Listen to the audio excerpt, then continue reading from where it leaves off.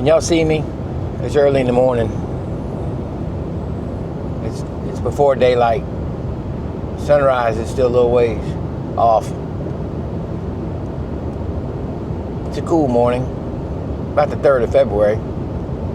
Not cold, but cool. 40 degrees. Going to meet a buddy at his house.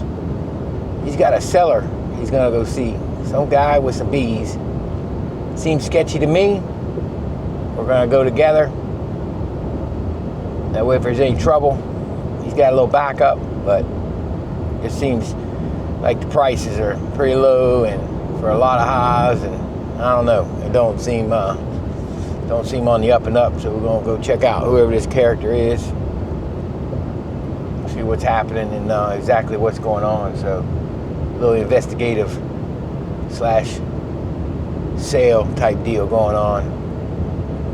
I don't know, maybe the guy's legit, who knows, we'll find out, but it'll be daylight by the time we get there. And I think the goal is to get them closed up before it gets too warm, because it's going to warm up fast. It literally will warm up 15 degrees in an hour around here when the sun comes up. But the thing is, you want to go a little later, you'd think whoever this is selling them would have them closed up the night before so we could go first thing in the morning and get them while it's still kind of relatively cool. But no, this person says, nah, come earlier. And it's like, who is this? Who is this person? So we're going to go find out. I don't know. So that being said, this is Barry's Best Honey. I'm Mike and I do bees. Welcome to Southeast Louisiana.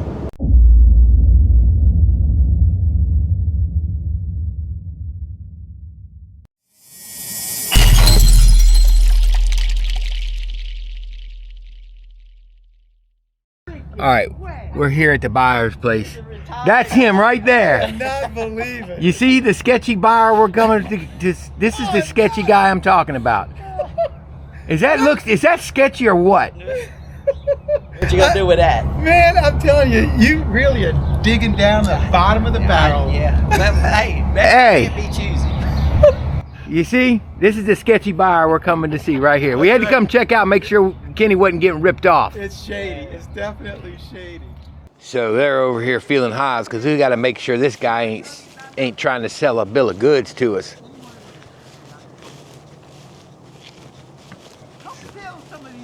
So he claims that they're heavy.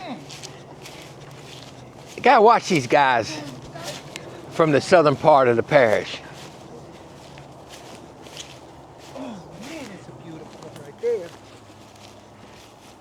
He's making it sound good, isn't he? You feel it. Pick it up. Go ahead. I'm gonna go behind and start strapping them over. All right, see, we're gonna strap them and carry them and put them on this trailer. Yeah, you know Mr. Ed. Mr. Ed's making room for splits. He has a certain number he wants to be at. He is bound and determined to get to that number before he makes splits so that he doesn't have too many.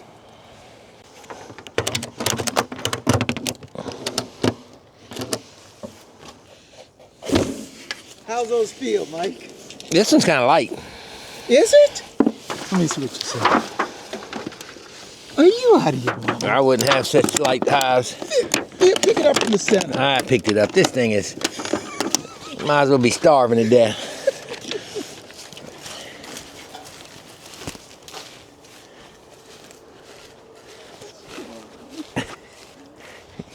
These bees are starving. He's getting rid of these old poor bees. You know, these country bees, they work real hard.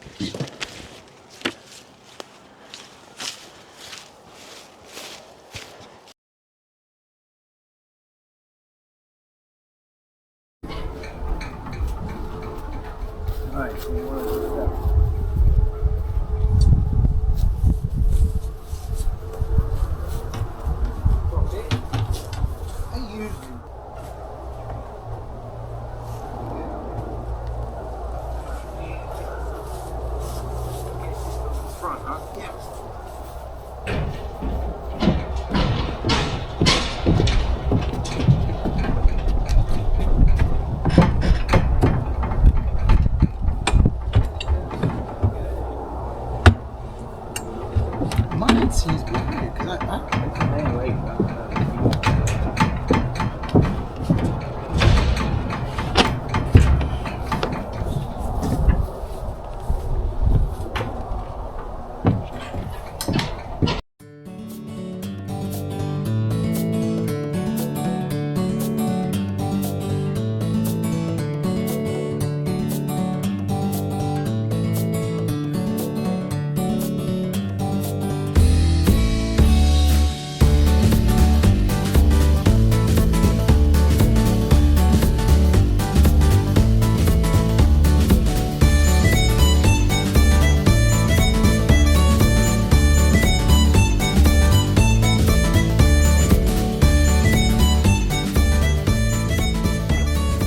We're getting there.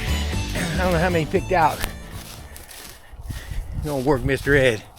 Make him earn his money today.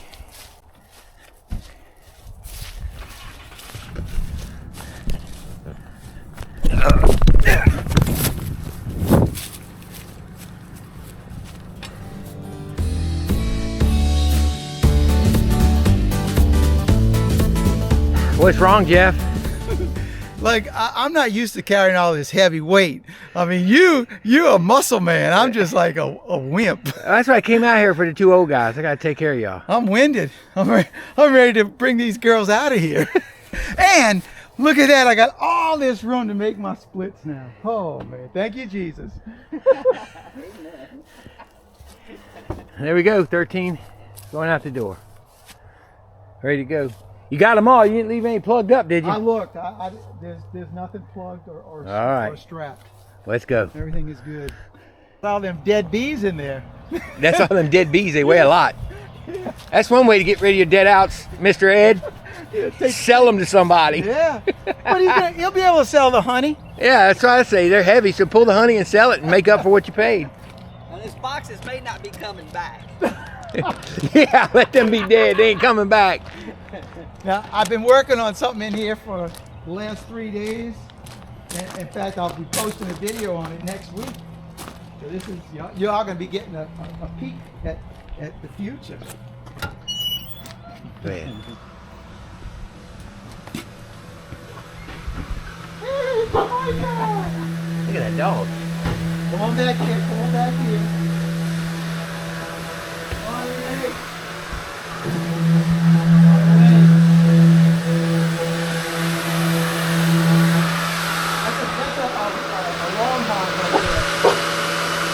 That's my box.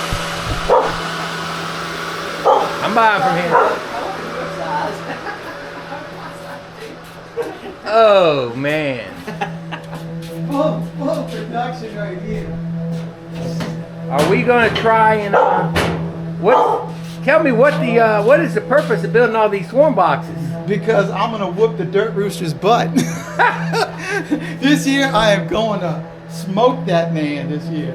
So we got 8 of them, and then I got one more back there. So I'll be setting 9 traps, and I just love this configuration of that 18-inch deep, and these are 5 frames, which I just, Charlie does so well with these things, and so I'm taking what he did, copying that, and putting it into production. So I had a bunch of nukes, and my covers for my nukes fit these things, so I didn't have to make any lids, and it'll just put a strap over all this. The really nice thing about these boxes is the mounting system. Yeah, so, the French cleat? Yeah, so you have the cleat on this side, and here's what you mount on the building, wherever, the tree, whatever. You mount it this way, screw it in this way, and then when it's on the tree, you put your box up in there, and it ain't going anywhere. Yeah, Joey's been doing that for years like that. They work good. It's so much nicer than this method right here. I hate that method. Yeah, I don't like I got my boxes like that and I hate it. Yeah. And you know, it won't fit in a truck with a cover on. Yeah, it's when these start coming out, it's real convenient. God bless you. But I don't like it's too hard. I'm with you. The cleat is such a better fit. And I cut all my plywood. We cut that out on the CNC, so it's really nice. Now, the bottom of the boards, I had to do this by hand. Oh my goodness, yeah, do it by hand. Yeah, I had to cut that stuff on the table saw. Just cut the plow in it. But the side, the plywood fits right into it. Really nice, like that. And now you got an overlap joint in there. Look at that. And you can nail it either from the For a bottom swarm or the box side. now. For a swarm. You use a bucket still. Bucket, he still throw a bucket with a frame in it. So we're country come to town. No, look, this is where I don't have to go if I don't see them. But if I see them, I'm gonna vacuum them. No. But this afternoon I'll be painting with some porch and floor stuff. So they'll be done by this week, and I'll be setting them this weekend. Now, come on, let's go outside and show you something else. I tell people, come by anytime you want. He will give you a tour, I promise.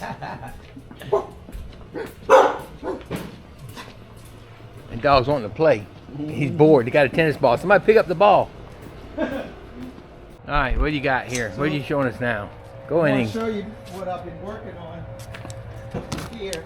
Oh yeah. Built, that's them plastic ones you told me about. Yeah. So these are the telescoping covers. We got it's 26 gauge galvanized metal on it, and then the rims, the borders of this are all food grade plastic, and then I used pine, like the what is it called, the EnduraHive, because it's got the rough wood on the inside. Oh, the Propola. Propola, yeah, the Propola hive. There you go. Dipped. You can get a dipped EnduraHive. Well, these aren't dipped. These are just so that the bees will get up there and work it. But again, I did the same kind of cut I showed you in there on these boards where it just fits right inside of here. So this is 1 inch material.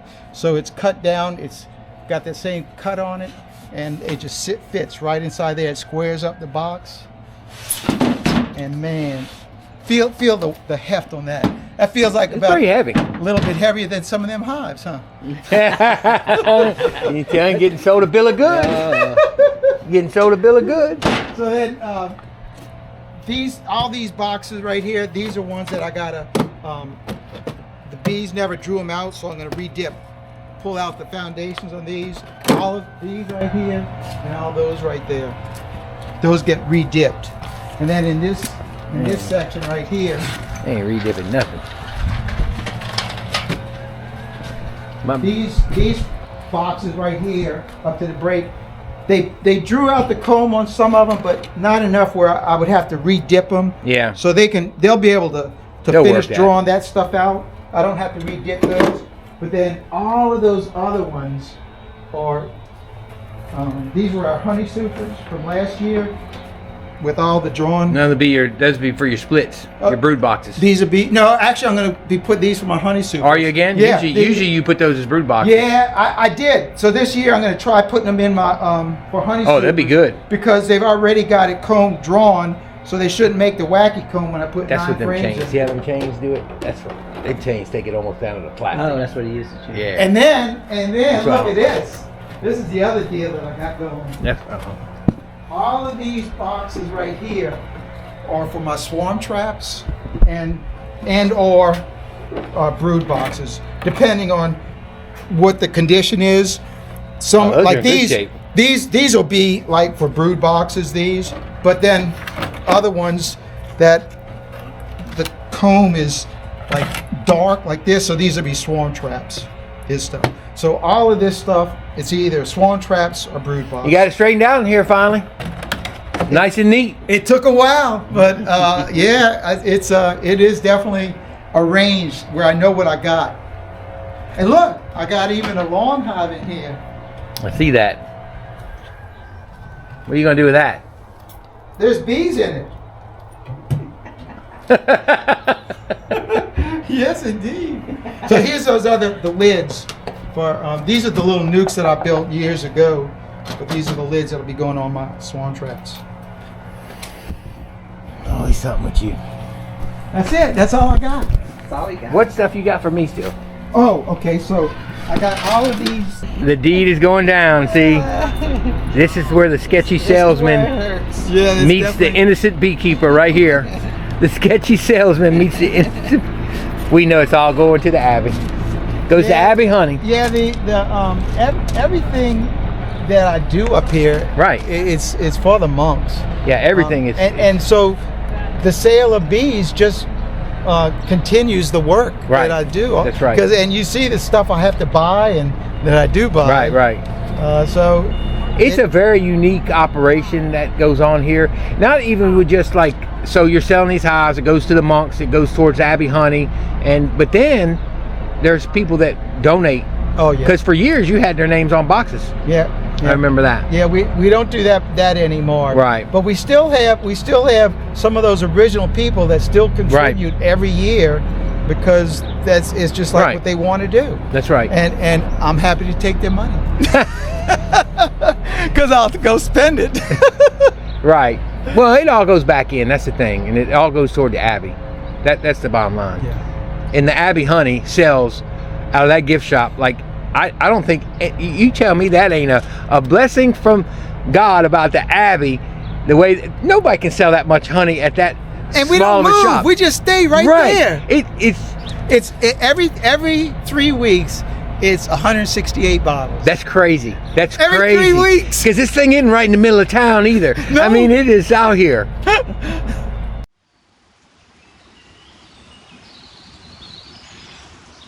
Got them all placed.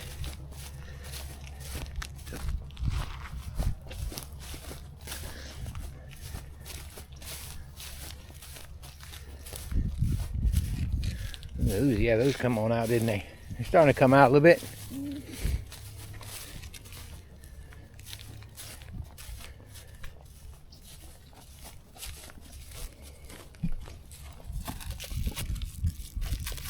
Whoa! Woo! It followed me out on that one. It's like they came right after my hand. Now they're after my head.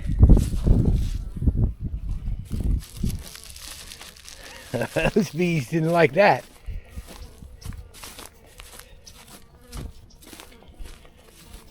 It might have been that one that had the cluster on the bottom. That one's roaring. Whoo, they're coming out too. There we go. All right. Wow, that must have been that one with the cluster on the bottom right there. They came out.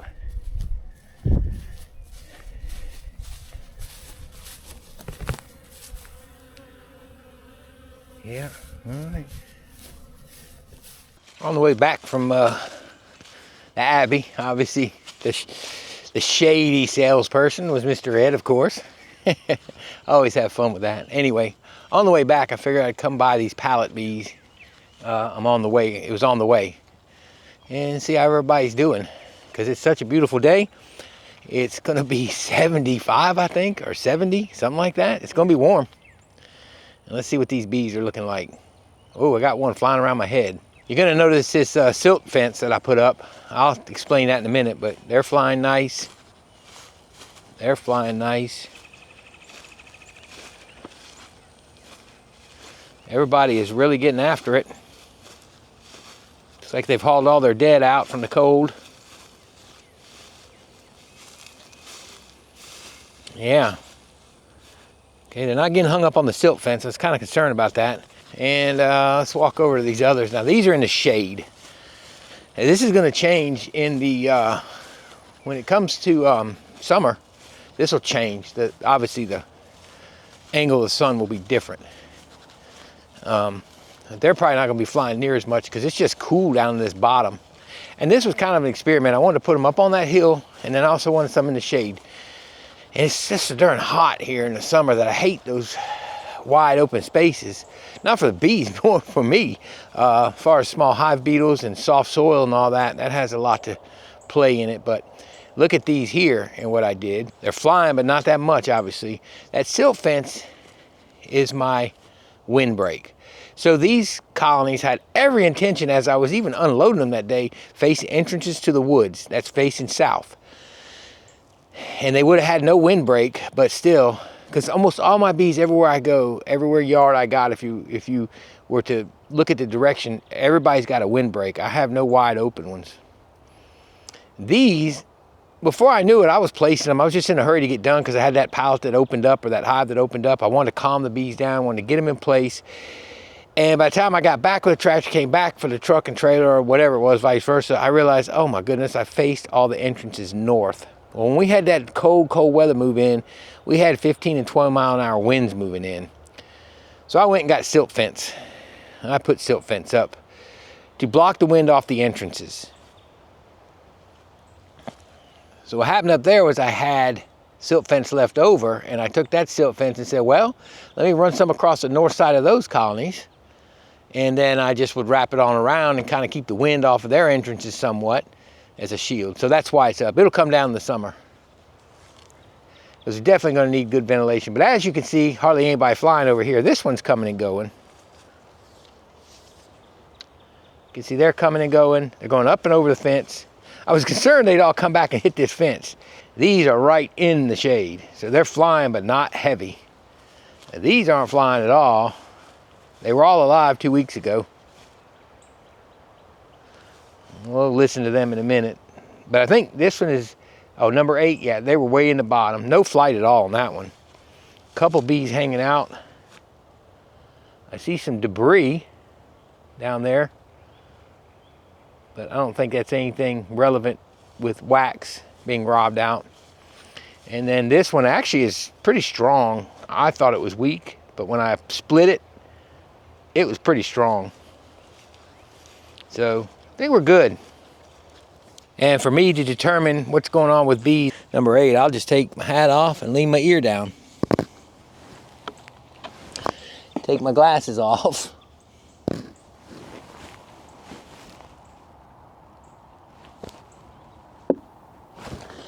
Definitely bees in there. It's just very cold down in here. It's probably still in the low 50s down in this hole. So that's what we run into.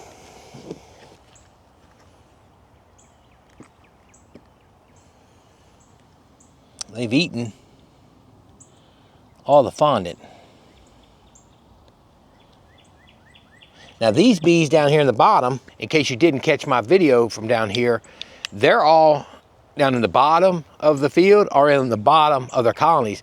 They have not flown near as much as the ones in the sun. So there's one difference between shade and cooler in the mornings, because it doesn't get sun. Ideally, this colony would have been over there, and eventually, but it was soft driving over there. So here they are in the shade, not flying near as much, staying more clustered during the winter than not. So they're down the bottom, haven't moved up through their stores. On the other side, not 50 yards away, we got bees that are staying in the sun most of the time. So down here in the wintertime, that means by noon, they're flying and rolling, and they're burning stores. And all those bees are all in the top. So a stark difference in shade and cool versus sun and warm. You always hear about us talking about in the South how our bees consume so much more because they're flying so much more. Well, there you go. They're flying a lot, but not getting a lot. There's nothing to bring in here and there. Although people are seeing nectar in their colonies, it's nothing significant that would, build them up. So what we're seeing is wild mustard, things like that. And in the end, when it's all said and done, they burn a lot of stores. They burn through a lot of stores flying in the winter. So, all right, well, I'm gonna go on home. So there's my day today. That's all the beekeeping I'm gonna do. Is I went and helped Kenny, and I just wanted to ride over to the Abbey anyway. And shoot, I was on the way by, so let's stop through here. But that's it for me. Gonna start up soon, though. I keep telling you that, but yeah, we're talking about it now. We're getting ready to start feeding these up, getting some pollen on these, getting these built, and start inspecting here in about 2 to 3 weeks. So it's coming. All right, guys, well, look, I'm gonna go ahead and let y'all go. Hope you enjoyed this video, and I sure appreciate you watching. This is Barry's Best Hunting. I'm Mike, and I do bees. Y'all have a wonderful, wonderful week, and may God bless you. We'll see y'all later.